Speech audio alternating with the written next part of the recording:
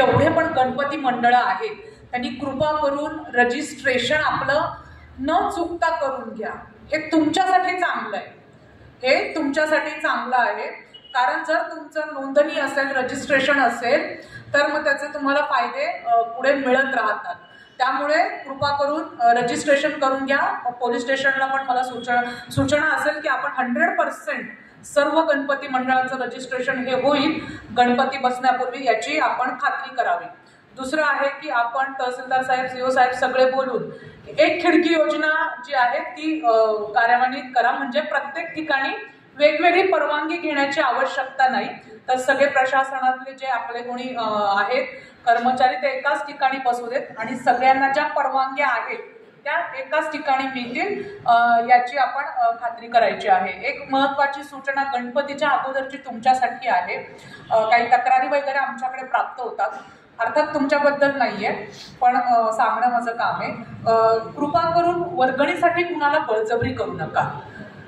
कारण काय होतं, मग तक्रारी प्राप्त झाल्या की आम्हाला मग त्याची दखल घ्यावी लागते। तर जो काही इच्छेने किंवा याच्याने देईल त्याप्रमाणे आपण हे करा। कृपा करून बळजबरी कुणाला आपण वर्गणीसाठी करू नये असं माझी सूचना राहील। या वर्षीपासून पवार साहेब अजून एक गोष्ट करा की एक मंडळ एक कर्मचारी हे आपल्याला पहिल्या दिवसापासून जर देता आलं, म्हणजे प्रत्येक म्हणजे शक्य असेल तिथे किमान जे मोठी मंडळं आहेत आणि जी छोटी मंडळं आहेत त्यांना 3-4 मंडळं मिळून त्या एरियामध्ये एक कर्मचारी जर असा दिला कर्मचारी, तर हा कर्मचारी पहिल्या दिवसापासून विसर्जनापर्यंत त्या मंडळासोबत राहील। त्याचा उद्देश हा की त्यांचं बॉन्डिंग तयार होईल आणि आपल्याला पण विसर्जनाच्या दिवशी फायदा होईल। तर आम्ही प्रयत्न करतो एक कर्मचारी किंवा एक होमगार्ड एका मंडळाला असं आम्ही हे करतो, म्हणजे मग तुमचं आणि आमचं कम्युनिकेशन पण चांगलं राहील। माझी नेहमीची एक सूचना असते, ज्या काही वाहनातनं तुम्ही आणणार आहात त्या वाहनाची कृपा करून तपासणी करून घ्या। काही ठिकाणी आपल्याकडे उतार आहेत, हे आहेत, तर अशा ठिकाणी वाहन बंद पडून किंवा काही अपघात होऊन आपल्या ज्या दैवताचं नुकसान होऊ नये, विटंबना होऊ नये याची काळजी घ्या आणि त्याच्यावरचा ड्रायव्हर कृपा करून चांगला घ्या। बरोबर आहे, मला बऱ्याचदा असं निदर्शनास येतं तो ड्रायव्हर गाडी बंद करतो आणि स्वतःच नाचायला जातो, असं बऱ्याचदा, आणि कुठल्या अंमली पदार्थ खाली असेल तर मग विचारायलाच नको। तर मग कृपा करून जो ड्रायव्हर आहे तो चांगला असावा। जिथे पण तुम्ही मंडळ तुमचं बसवणार आहात, जर रस्त्यात असेल तर रस्त्याचा 1/3 पार्ट हा वाहतुकीसाठी हा सोडायचा असतो, असा नियम आहे। दुसरी गोष्ट आहे की MSBच्या साहेबांनी सांगितलं की रेग्युलर घ्या। माझ्या मते ह्या काळामध्ये कमी याच्यात पण आपण कमी याच्या दरामध्ये पण हे असतं। जी मोठी मंडळं आहेत त्यांनी व्यवस्थितरित्या जे कनेक्शन आहे ते घ्या, कारण अपघात होण्याची शक्यता आहे। शक्यता नाही, बऱ्याच ठिकाणी आम्ही बघतो की कुठून तरी लोड घेतला जातो, तो लोड कमी जास्त होतो आणि आपलं जे मंडप असतो हा कापडापासून लाकडापासून बनलेला असतो, तर एखादा अपघात होण्याची शक्यता नाकारता येत नाही। आणि या मंडपामध्ये मी नेहमी पाहिलंय की लहान मुलं आजूबाजूला खेळत असतात, त्यामुळे आपली जबाबदारी आहे की कुठलाही अपघात होणार नाही याची कृपा करून काळजी घ्या। मंडळाच्या जे आपला मंडप आहे त्याची उंची ही जमिनीपासून असावी की जेणेकरून जी भटकी जनावरं आहेत ती जाऊन कुठे त्या मूर्तीला किंवा याला धोका पोहोचवणार नाही।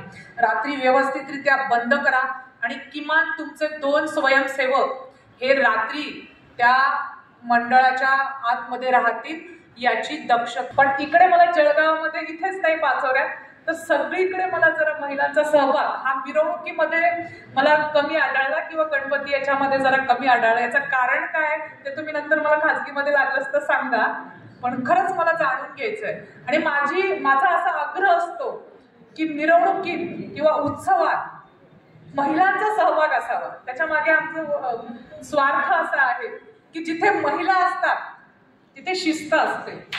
सगळ्यांना पाहिजे विसर्जन मिरवणूक जी आहे ती शांततेत वेळेत सुरू करा आणि वेळेत संपवा। एक जी खंत आहे नेहमी म्हणजे फक्त पाचोऱ्यातलं मी असं म्हणत नाही, मी जनरल बोलतेय की मिरवणुकीमध्ये जे काही आपल्या याच्यातले जे काही सदस्य आहेत हे आहेत, जे काही अंमली पदार्थांखाली येऊन नाचतात, ते फार चुकीचं मला वाटतं. आणि बघा, डॉल्बीचा कोणीतरी विषय मांडला, ही गोष्ट खरी आहे की भीती वाटते. आपले वयस्कर लोक असतात, बऱ्याचदा गर्भवती महिला या असतात, आपल्या बऱ्याचशा मिरवणुका ह्या नागरी भागातनं जातात.